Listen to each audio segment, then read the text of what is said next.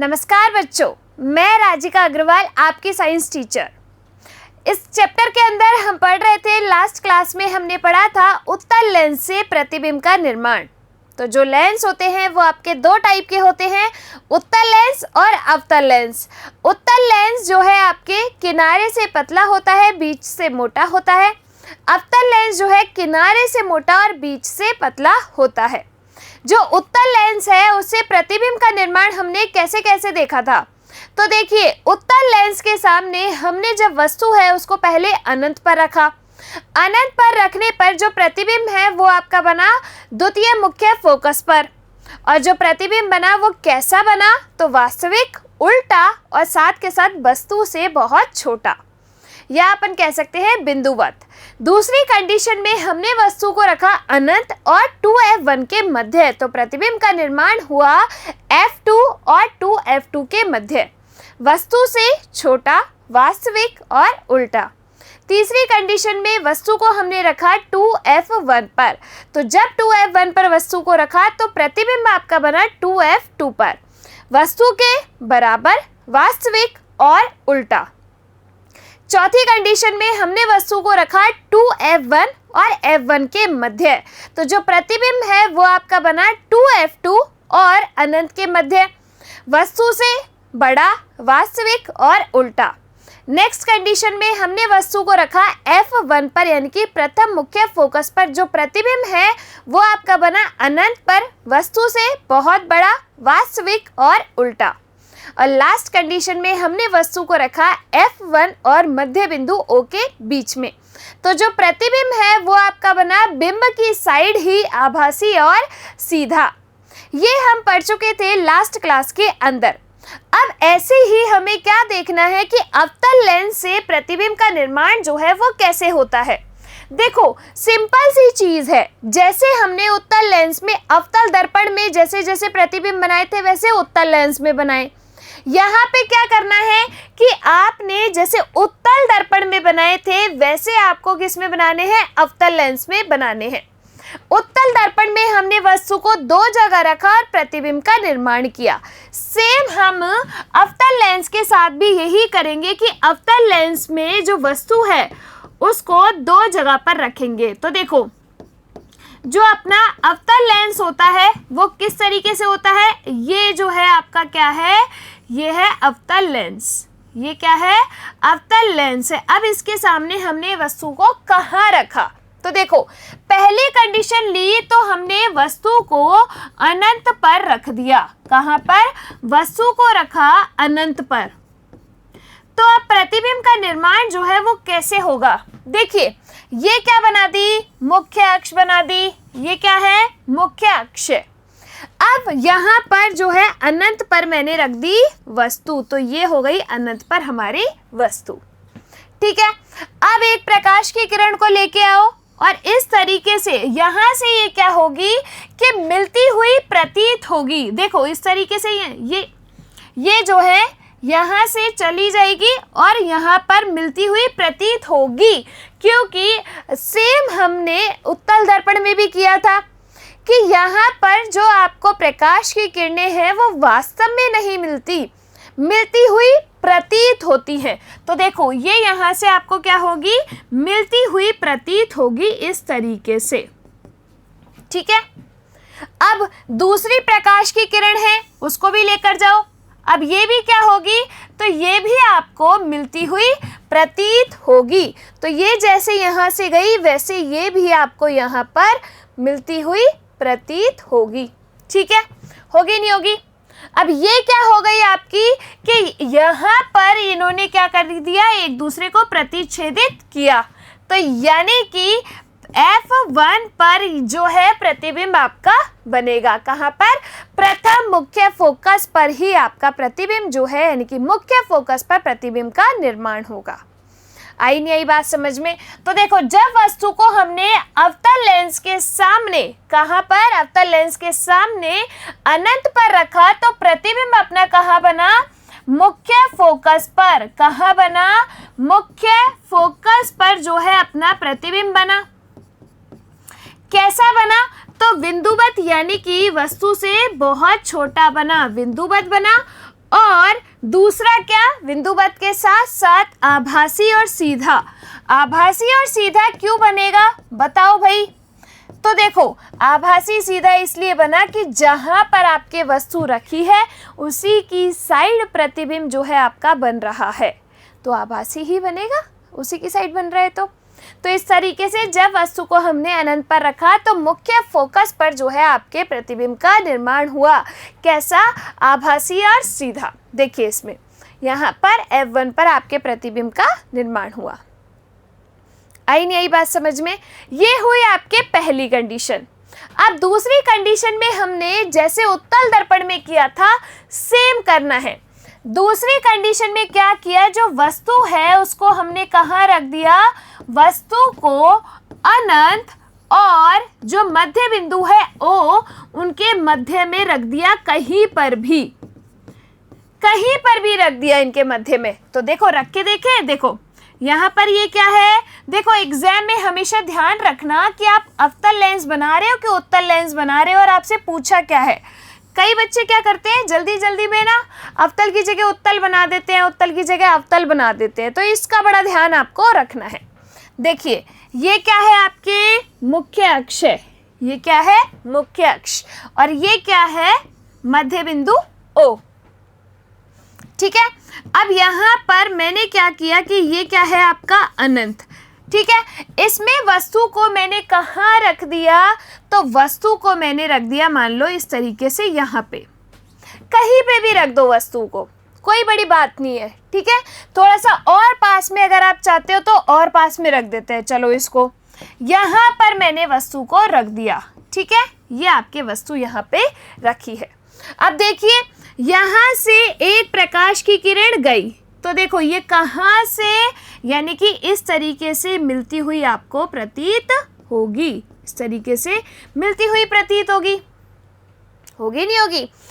तो अब देखो दूसरी कंडीशन में क्या हुआ कि हमने जो क्या है प्रकाश की किरण है उसको भेज दिया इस तरीके से यहाँ से, तो जब ये यहाँ से क्या होगी, मिलती हुई प्रतीत होगी, तो ये जो है आपका प्रतिबिंब यहाँ बन जाएगा। बनेगा नहीं बनेगा, तो यहाँ से तो ये चले गई और यहाँ पर आपको जो है प्रतिबिंब मिला। आई कि नहीं आई बात समझ में? तो प्रतिबिंब आपको कैसा मिला, वस्तु से छोटा। कैसा मिला, वस्तु से छोटा प्रतिबिंब मिला। साथ में कैसा मिला, आभासी और सीधा। कैसा, आभासी और सीधा मिला जब हमने वस्तु को रखा अनंत और ध्रुव के मध्य। देखिए जब वस्तु अनंत और मध्य बिंदु O के मध्य रखी हो तो प्रतिबिंब आपको F1 और जो आपका मध्य बिंदु है O के बीच में मिलेगा। तो देखो यहाँ पर आपको F1 और O के बीच में, ये क्या है आपका F1 है और ये O है, इन दोनों के बीच में मिला। और कैसा मिला, वस्तु से छोटा, आभासी और सीधा। देखिए इस वाले डायग्राम के अंदर। आई कि नहीं आई बात समझ में? तो इस तरीके से आपके अवतल लेंस से प्रतिबिंब का निर्माण जो है वो होता है। कोई ज़्यादा बड़ी बात नहीं थी, जैसे उत्तल दर्पण में किया सेम हमने अवतल लेंस में कर दिया। अब देखिए चिन्ह परिपाटी लेंस के लिए पहले हमने किसके लिए देखी थी, दर्पणों के लिए देखी थी। सेम आपको लेंस के लिए देखनी है। उसमें जो ध्रुव था यानी कि P था वो आपका क्या था, मूल बिंदु। यहाँ पर क्या होगा कि आपका जो केंद्र है वो मूल बिंदु होगा यानी कि O। ठीक है, तो ये मान लो कि ये अपना क्या है, मूल बिंदु। बिंब से लेंस की ओर आपतित प्रकाश बाईं ओर से आना चाहिए। तो यानी कि ये क्या है आपका बाईं ओर और ये क्या है दाईं ओर। तो प्रकाश इस तरीके से आना चाहिए। तो ये प्रकाश अगर इस तरीके से आ रहा है तो आपतित प्रकाश की दिशा में दूरियों को धनात्मक, यानी कि यहाँ जाएंगे तो धनात्मक, यहाँ की साइड जाएंगे तो दूरियों को ऋणात्मक, ऊपर की साइड जाएंगे तो ऊंचाई को धनात्मक और गहराई की साइड जाएंगे तो कैसा, ऋणात्मक लेंगे। ठीक है, देखिए जो विपरीत दिशा में दूरियों को ऋणात्मक यानी कि उधर की साइड ऋणात्मक लेंगे ऊंचाई की ओर दूरी को धनात्मक और गहराई की ओर दूरी को ऋणात्मक। सेम वैसा ही जैसे आपका एक्स एक्सिस है, यानी कि इस साइड जाएंगे तो आपके धनात्मक, इस साइड जाएंगे तो ऋणात्मक, ऊपर की साइड जाएंगे तो धनात्मक और नीचे की साइड जाएंगे तो ऋणात्मक। ये क्या हुई, आपकी चिन्ह परिपाटी हो गई। ठीक है, अब देखिए आगे जो है, इस तरीके से आपको लेंस के लिए चिन्ह परिपाटी देखनी है। अब अपन आते हैं लेंस सूत्र पर। लेंस सूत्र क्या होता है? देखो, मैंने आपको जब दर्पण पढ़ाया था तो दर्पण में आपको बताया था कि आपके जो फोकस दूरी है, बिंब की दूरी है और प्रतिबिंब की दूरी है, इन तीनों के बीच में संबंध को दर्शाता है आपका दर्पण सूत्र, जो कि क्या था, 1/f is equal to 1/v plus 1/u। यही था दर्पण सूत्र। लेंस में मैंने आपको थोड़ा बहुत बताया था कि जो लेंस सूत्र है वो भी आपके फोकस दूरी, बिंब की दूरी और प्रतिबिंब की दूरी के बीच में संबंध दर्शाता है। देखिए, लेंस सूत्र आपका क्या होता है, 1/f is equal to 1/v minus 1/u। कितना सा डिफरेंस है? सिर्फ इतना सा डिफरेंस है कि वहां पर प्लस का साइन था दर्पण सूत्र में और लेंस सूत्र में क्या है, आपके माइनस का साइन है, सिर्फ इतना सा। अब देखिए, दर्पण सूत्र में जो है, इधर की साइड में ऐसा करती हूँ, दर्पण वाले लिख देती हूँ जिससे आपको सारी चीजें कंपेयर करके याद रहे। दर्पण सूत्र में मैंने क्या लिखा था, 1/f is equal to 1/v plus 1/u। ये क्या है, आपका दर्पण सूत्र है। ठीक है, अब देखिए, दर्पण में हमने आवर्धन क्या लिखा था, मैग्निफिकेशन। आवर्धन बराबर लिखा था m बराबर माइनस v/u। लिखा था नहीं लिखा था? किस में? तो दर्पण में। लेंस में m बराबर क्या हो जाएगा, आपका v/u हो जाएगा, यानी कि यहाँ से माइनस जो है वो हट जाएगा। बस इतना सा डिफरेंस। ठीक है, देखिए, लेंस के लिए प्रकाश केंद्र से बिंब की दूरी, प्रतिबिंब की दूरी और फोकस दूरी में संबंध को कौन बताएगा, लेंस सूत्र। 1/f is equal to 1/v minus 1/u। आगे देखिए, आवर्धन क्या होता है, प्रतिबिंब का आकार h डैश अपॉन बिंब का आकार h और अन्य आवर्धन m बराबर v/u। ठीक है, तो दोनों को आप कंपैरिजन करते हुए पढ़ना। अब अपन आते हैं लेंस की क्षमता पर। किस पर? लेंस की क्षमता, यानी कि पावर ऑफ लेंस। तो इसको हम व्यक्त करते हैं P से। किससे? P से व्यक्त करते हैं पावर ऑफ लेंस। जो पावर ऑफ लेंस होती है वो जो फोकस दूरी है उसके व्युत्क्रमानुपाती होती है, यानी कि P बराबर क्या होता है, 1/फोकस दूरी, 1/फोकस दूरी। अब ये जो फोकस दूरी है इसको अपन लेते हैं किस में, मीटर में, और जो पावर है उसको लेते हैं अपन डायोप्टर में। किस में? डायोप्टर इसका मात्रक होता है, तो इसीलिए अपन इसके मात्रक में लिख देते हैं D। अगर आपसे कहा जाए कि किसी लेंस की जो क्षमता है वो क्या है, 2D है प्लस 2D है, तो 2D का मतलब क्या है यहाँ पर, वो 2D 3D मूवी नहीं, 2 डायोप्टर। क्या? 2 डायोप्टर, 3 डायोप्टर।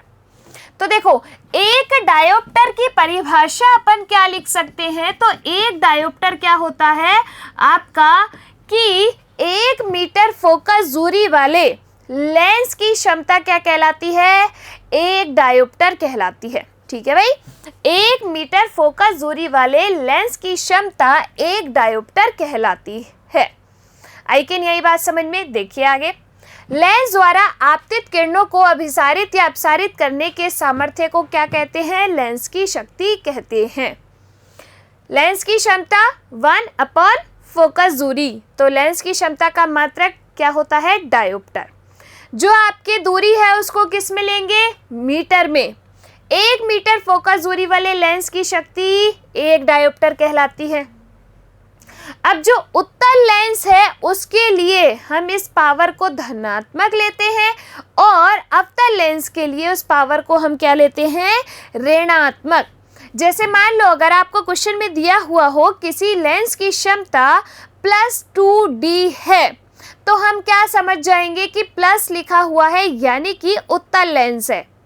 कौन सा लेंस है, उत्तल लेंस है, क्योंकि उसकी क्षमता जो है वो कैसी, धनात्मक। अगर किसी क्वेश्चन में लिखा हुआ हो किसी लेंस की जो क्षमता है वो क्या है, -3D है, यानी कि जो आपका लेंस है वो क्या है, अवतल लेंस है। आई बात समझ में। तो इस तरीके से जो है हम लेंस की क्षमता कैलकुलेट करते हैं। अब देखो, मान लो कि तुम्हें बहुत सारे या फिर जो है बहुत सारे लेंस दे रखे हो, उनकी फोकस दूरी का संयोजन करने को कहा हुआ हो और आपसे जो है पूछा गया हो कि टोटल पावर निकालो, टोटल फोकस दूरी निकालो। ठीक है, अगर लेंसों को आपस में जोड़ दे तो उनकी फोकस दूरी निकालनी है, तो कैसे निकालोगे, 1/f is equal to 1/f1 plus 1/f2 plus 1/f3, और जितनी आपको दे रखी हो उनको प्लस कर देना।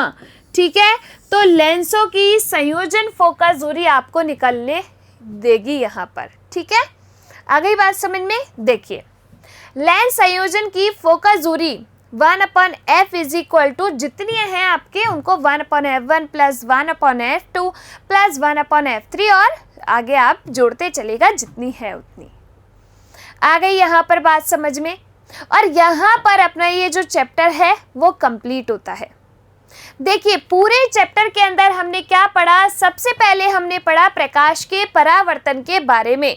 तो प्रकाश का परावर्तन क्या होता है कि जब कोई प्रकाश की किरण किसी परावर्तक पृष्ठ पर आपतित होती है तो वह पुनः अपने जो है माध्यम में लौट जाती है, उसे अपन कहते हैं प्रकाश का परावर्तन। प्रकाश के परावर्तन में जो आपका अभिलंब है, आपतित किरण है और परावर्तित किरण है, तीनों एक ही तल में स्थित होते हैं। आपतन कोण I का मान परावर्तन कोण R के मान के बराबर होता है, यानी कि angle I is equal to angle R। अब इसमें हमने जो परावर्तक पृष्ठ लिया उसको देखा, तो हमने गोलीय दर्पण के अंदर क्या पढ़े, दो दर्पण पढ़े, अवतल दर्पण और उत्तल दर्पण। अवतल दर्पण अंदर की ओर धंसा हुआ परावर्तक पृष्ठ, उत्तल दर्पण उभरा हुआ परावर्तक पृष्ठ। अवतल दर्पण जो है उससे प्रतिबिंब का निर्माण हमने कैसे कैसे किया, वस्तु को पहले रखा अनंत पर, फिर हमने रखा वक्रता केंद्र और अनंत के बीच में, फिर रखा वक्रता केंद्र पर, फिर रखा वक्रता केंद्र और फोकस के बीच में, फिर रखा वस्तु को फोकस पर और फिर रखा फोकस और ध्रुव के बीच में। इस तरीके से हमने अवतल दर्पण से प्रतिबिंब का निर्माण किया था। अवतल दर्पण के यूज क्या क्या होते हैं, तो अवतल दर्पण जो है आपके यूज लिया जाता है टॉर्चों में, जो आपके व्हीकल्स होते हैं उनकी हेडलाइट्स में जो है अवतल दर्पण यूज लेते हैं। शेविंग दर्पण में आपके अवतल दर्पण यूज लिया जाता है। डेंटिस्ट जो है दांतों को चेक करने के लिए अवतल दर्पण यूज में लेता है। आ गई बात समझ में। टेलीस्कोप में अवतल दर्पण यूज में लिया जाता है। इसके बाद हमने देखा उत्तल दर्पण से प्रतिबिंब का निर्माण दो कंडीशन में, वस्तु को रखा अनंत पर, अनंत के बाद वस्तु को रखा अनंत और ध्रुव के मध्य कहीं पर भी।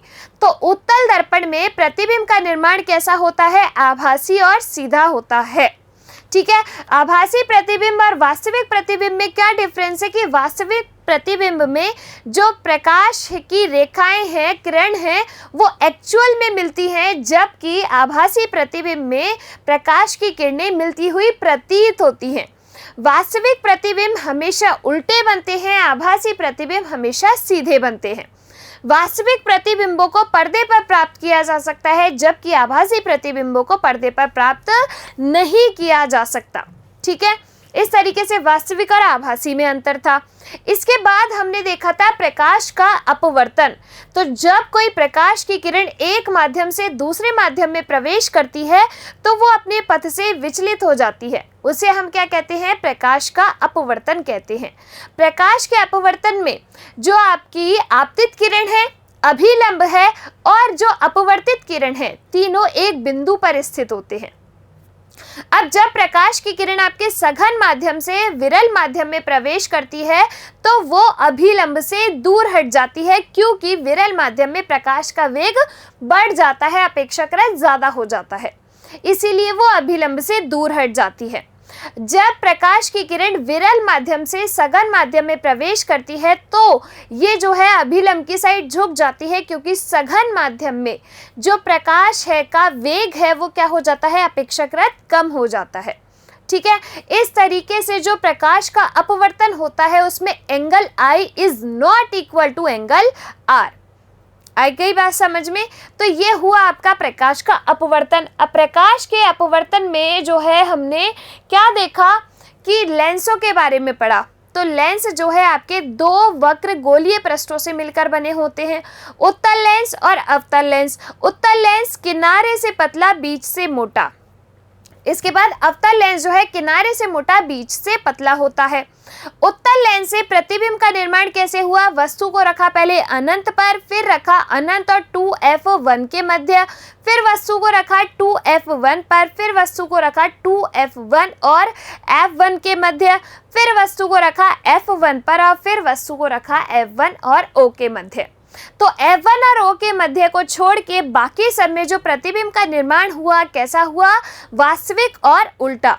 लेकिन जब वस्तु को F1 और O के मध्य रखा गया, जो प्रतिबिंब बना वो आपके बिंब की साइड आभासी और सीधा बना।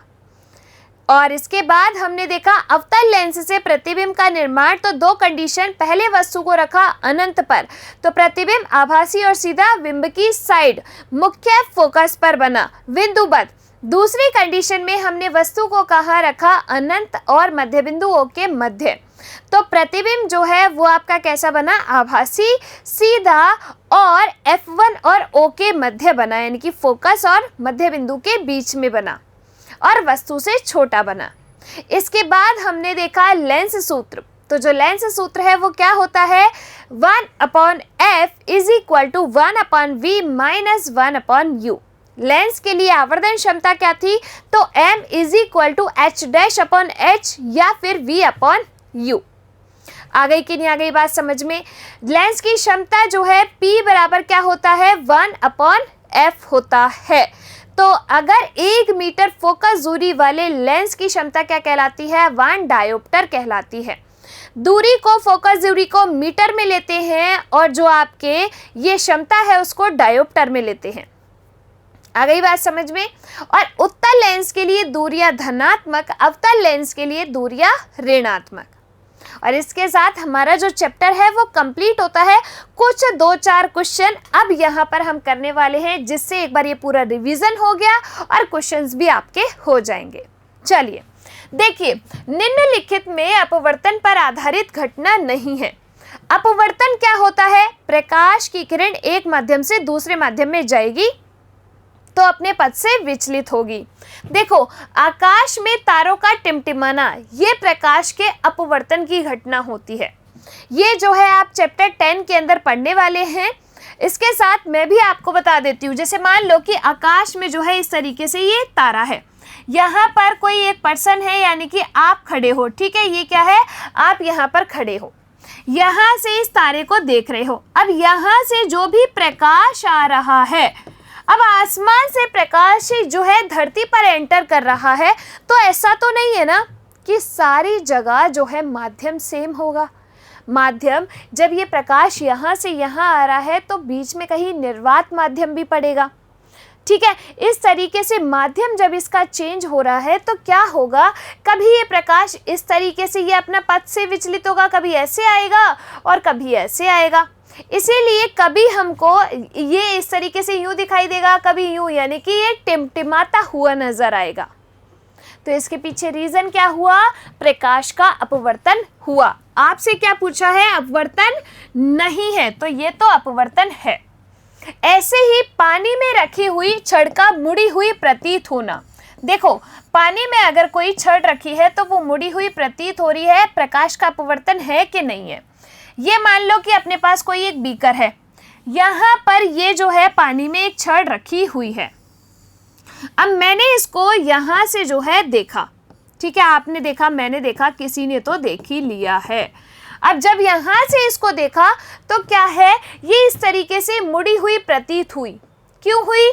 क्योंकि यहाँ से माध्यम यहाँ पर चेंज हो रहा है और माध्यम चेंज हुआ यानी कि प्रकाश का अपवर्तन हुआ, क्योंकि प्रकाश की किरण क्या हो गई? विचलित हो गई। ऐसे ही अगर पानी के अंदर कोई सिक्का डूबा हुआ पड़ा हो तो वो भी उठा हुआ दिखाई देता है, प्रकाश के अपवर्तन की वजह से ही। तो ये जो है आपका क्या है? प्रकाश का अपवर्तन है। ऐसे ही पानी में रखा सिक्का भी ऊपर उठा हुआ दिखाई देता है, प्रकाश के अपवर्तन की वजह से। हीरे का चमकना जो है आपका क्या है? पूर्ण आंतरिक परावर्तन है। क्या है? पूर्ण आंतरिक परावर्तन है। ठीक है, तो अपना आंसर आएगा ऑप्शन सी। आगे चलते हैं। किस प्रभाव के कारण टंकी के पैंदे पर रखा सिक्का थोड़ा ऊपर उठा हुआ दिखाई देता है? ये कोई टंकी है, यहाँ पर ये सिक्का पड़ा हुआ है।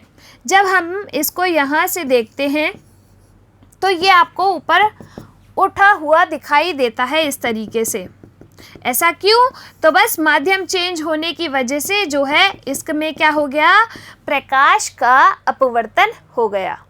हुआ नहीं हुआ? तो यानी कि ये क्या हुआ? प्रकाश का अपवर्तन हो गया। ठीक है। परावर्तन क्या होता है कि परावर्तन तो किसी परावर्तक पृष्ठ पे आपतित किरण आई तो पुनः उसी माध्यम में लौट गई, उसे हम कहते हैं प्रकाश का परावर्तन। आगे चलते हैं। परावर्तन के नियम लागू होते हैं केवल उत्तल दर्पण पर, केवल समतल दर्पण पर, अवतल दर्पण पर या सभी के लिए? तो जो परावर्तन का नियम है, परावर्तन के नियम किसके लिए लागू होंगे भाई? अपन ने तो सब में पढ़ा है। ये क्या है आपका? समतल दर्पण है कि नहीं? इस पे हमने एक साइड पॉलिश कर दी। ये क्या है आपका? तो ये है आपका अवतल दर्पण, इस पे भी मैंने एक साइड पॉलिश कर दी। और ये क्या है आपका? उत्तल दर्पण, इस पे एक साइड पॉलिश कर दी। तो जब एक साइड पॉलिश कर दी तो क्या होगा? प्रकाश का परावर्तन होगा। भाई प्रकाश का परावर्तन ही तो होगा। ये परावर्तक पृष्ठ हो गए तो ये वापस से जो है अपने माध्यम में लौट जाएगी प्रकाश की किरणें। ठीक है, तो इसीलिए ये सभी के लिए लागू होता है। नेक्स्ट क्वेश्चन कि एक उत्तल दर्पण में सदैव प्रतिबिंब जो है वो कैसा बनेगा? किसमें? उत्तल दर्पण में जो प्रतिबिंब है वो कैसा बनेगा? देखिए, उत्तल दर्पण से प्रतिबिंब आपका बनेगा। ये क्या है? उत्तल दर्पण। क्या है? उत्तल दर्पण है। इसके मैंने इस साइड कर दी पॉलिश। अब प्रतिबिंब का निर्माण, इसमें क्या होता है? उत्तल दर्पण में जो आपकी प्रकाश की किरणें हैं, प्रकाश किरणें आपको क्या है? मिलती हुई प्रतीत होती हैं। क्या? मिलती हुई प्रतीत होती हैं। तो जब मिलती हुई प्रतीत होगी, हमने दो कंडीशन में वस्तु को रखा था। पहली कंडीशन में जो है हमने वस्तु को रखा था अनंत पर, रखा था नहीं रखा था? अनंत पर वस्तु को रखा था। तो यहाँ पर आपको फोकस पर जो है, फोकस पर आपको प्रकाश की किरणें मिलती हुई नजर आई थी, प्रतीत हुई थी केवल। तो प्रतीत होना यानी कि प्रतिबिंब कैसा बनेगा? आभासी। और कैसा बनेगा? आभासी के साथ साथ सीधा, क्योंकि आभासी प्रतिबिंब हमेशा सीधे होते हैं। तो देखो कैसा, देखो ऑप्शन एलिमिनेट करना सीखो, यानी कि निकालना सीखो। वास्तविक प्रतिबिंब हमेशा उल्टा, आभासी प्रतिबिंब हमेशा सीधा। तो अगर वास्तविक के साथ सीधा लिखा है तो उड़ा दो, आभासी के साथ उल्टा लिखा है तो उड़ा दो। तो 50% क्वेश्चन आपका यहाँ सॉल्व हो गया। अब आपसे क्या कहा है? उत्तल दर्पण तो उभरा हुआ है, तो इसमें तो रेखाएं आपको क्या होंगी? मिलती हुई प्रतीत होंगी। तो इसीलिए प्रतीत हो रही है यानी कि आभासी और सीधा बनेगा। अगर यहाँ पर आपको अवतल दर्पण दिया हुआ होता तो फिर क्या होता? वास्तविक और उल्टा। ठीक है, नेक्स्ट देखिए, निम्न में से कौन सा कथन असत्य है? क्या पूछा है? निम्न में से कौन सा कथन जो है वो आपका असत्य है? देखिए, समतल दर्पण से बनने वाले जो प्रतिबिंब है आभासी और सीधे होते हैं। तो ये क्या है? आपका समतल दर्पण है। ठीक है, इससे बनने वाले जो प्रतिबिंब होंगे वो कैसे होंगे? आभासी और सीधे। कैसे होंगे? आभासी और सीधे होंगे। तो भाई ये तो सही है। दूसरा देखो, उत्तल दर्पण से बनने वाले प्रतिबिंब आभासी और सीधे होते हैं। बिल्कुल, जो है हमको इस तरीके से, जो मान लो कि ये मुख्य अक्ष है, प्रकाश की किरण आपतित हुई तो दर्पण के पीछे इस तरीके से मिलती हुई प्रतीत होती है, तो प्रतिबिंब आभासी और सीधा बनता है। तो ये उत्तल दर्पण से प्रतिबिंब आभासी और सीधा बनेगा। अवतल दर्पण से बनने वाले प्रतिबिंब वास्तविक और उल्टे होते हैं। तो ये क्या है? अवतल दर्पण। ये क्या है? मुख्य अक्ष है। ठीक है, ये क्या है? मुख्य अक्ष। वस्तु को यहाँ पर रख दिया तो जो प्रतिबिंब है वो दर्पण के सामने ही बनेगा। इस तरीके से बनेगा, नहीं बनेगा? तो ये जो है आपके कैसा? वास्तविक और उल्टा बनेगा अवतल दर्पण में। समतल दर्पण से उल्टे प्रतिबिंब प्राप्त होते हैं। तो उल्टे नहीं होते, इसमें पार्श्व परिवर्तन जो है पाया जाता है। कैसे? कि अगर आप अपना लेफ्ट हैंड उठाएंगे तो उसमें लगेगा राइट उठाया है, राइट उठाएंगे तो लेफ्ट दिखेगा। यानी कि बायां जो है आपका दायां दिखता है और दायां आपका बायां दिखता है समतल दर्पण में। तो अपना जो है रॉन्ग स्टेटमेंट क्या हुआ? Option D. ठीक है, चलिए। लेंस की क्षमता जो है +2D डायोप्टर है तो उसकी फोकस दूरी कितनी होगी? देखो, पावर ऑफ लेंस दिया हुआ है, फोकस दूरी आपको कैलकुलेट करनी है। तो P बराबर क्या होता है अपना? 1/f। P बराबर 1/f। P का मान कितना है? +2D। कितना है? +2D। अब अगर हमें यहाँ पे पूछता कि दिया गया लेंस कौन सा है, उत्तल है अवतल है, तो +2D दे रखी है क्या आपकी पावर, तो प्लस का मतलब ये कहाँ है? क्या है यहाँ पर? उत्तल लेंस। अगर माइनस दिया हुआ होता तो अवतल लेंस होता। ठीक है, तो +2D is equal to 1/f। अब देखो इसमें क्या कर दोगे? f बराबर क्या आ जाएगा? कुछ बच्चे इसमें गलती कर सकते हैं जल्दी जल्दी करने में। वज्र गुणा करके आपका 2 कहाँ आ जाएगा? नीचे आएगा, नहीं आएगा? तो 1/2 इज इक्वल टू क्या होता है? 0.5 और फोकस दूरी को किस में? मीटर में लेंगे। तो अपना आंसर क्या आएगा? 0.5 मीटर आएगा। ऑप्शन सी यहाँ पर अपना राइट आंसर है। हो रहा है क्वेश्चन? मज़ा आ रहा है करने में? पूरा चैप्टर रिवाइज हो जाता है, फिर उसके बाद क्वेश्चन करते हैं सारे लॉजिक लगा के, तो आराम से हो जाते हैं। देखो नेक्स्ट है, प्रकाश के परावर्तन की घटना में आपतन कोण तथा परावर्तन कोण के मध्य सही संबंध है। किसमें? प्रकाश के परावर्तन की घटना में। प्रकाश का परावर्तन क्या होता है? ये कोई आपका क्या है? परावर्तक पृष्ठ है। ये क्या है? परावर्तक पृष्ठ। ठीक है, प्रकाश की किरण यहाँ पर क्या हो गई? आपतित। तो ये क्या है? आपकी आपतित किरण। प्रकाश की कोई किरण है वो यहाँ से क्या हो गई? ये जो है आई यहाँ से परावर्तित हो गई। ये क्या हुआ? आपका अभिलंब हुआ।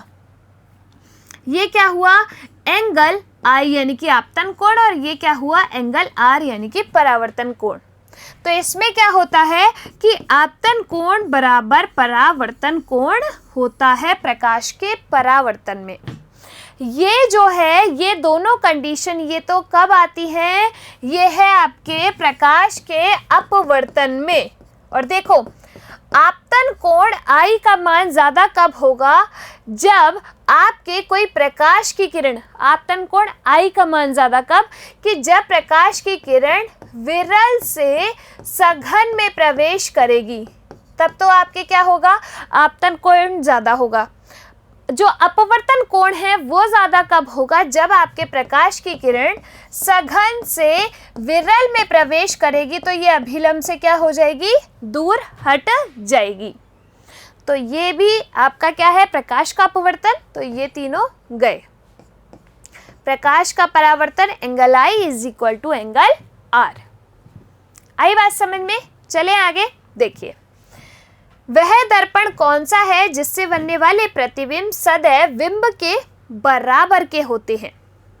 देखो अवतल दर्पण से प्रतिबिंब का निर्माण किया था तो वस्तु के बराबर भी बना था, वस्तु से छोटा भी बना था, वस्तु से बड़ा भी बना था। जब हमने वस्तु को वक्रता केंद्र पर रखा तो उसके बराबर बना, वक्रता केंद्र और अनंत के मध्य बना तो वस्तु से छोटा बना। जब आपने वक्रता केंद्र और फोकस के बीच में रखा तो वस्तु से बड़ा बना। यानी कि अवतल दर्पण में तो सभी तरीके का बनता है। उत्तल दर्पण में जो आपका प्रतिबिंब है वो कैसा बनता है? वस्तु से छोटा भी बनता है ना, जब उसको अनंत पर रखा तो वस्तु से छोटा बना, तो यानी कि इसमें भी नहीं। समतल दर्पण में, तो समतल दर्पण के अंदर जो प्रतिबिंब है हमेशा वस्तु के बराबर बनेगा। अपना आंसर आएगा ऑप्शन सी। चलिए, तो अपना यहाँ पर इस तरीके से ये जो कुछ क्वेश्चंस है इस चैप्टर के वो कंप्लीट होते हैं। ठीक है, आ गई बात समझ में? इस चैप्टर के क्वेश्चंस हमने कुछ लगाए हैं जिससे आपका रिवीजन जो है यहाँ पर हो गया है। पूरा चैप्टर एक बार में देख लिया, क्वेश्चंस देख लिए। अब आप इस चैप्टर को पढ़ते रहिए। थोड़ा सा लेंथी चैप्टर है औरों के कंपैरिजन में, बट अच्छा चैप्टर है, समझने लायक। फिजिक्स का चैप्टर है आपका। तो चलिए, पूरे जो रे डायग्राम है उनकी प्रैक्टिस करते रहिएगा, क्योंकि इसमें रे डायग्राम बहुत ज़्यादा इंपॉर्टेंट है। अवतल दर्पण, उत्तल दर्पण, अवतल लेंस, उत्तल लेंस के सामने वस्तु को रखकर प्रतिबिंब के निर्माण के। खुद प्रैक्टिस करोगे आराम से आ जाएंगे, कोई बड़ी बात नहीं है। ठीक है, अब मिलेंगे अपन अगली क्लास में एक नए चैप्टर के साथ। तब तक आप लोग खुश रहिए, स्वस्थ रहिए। धन्यवाद।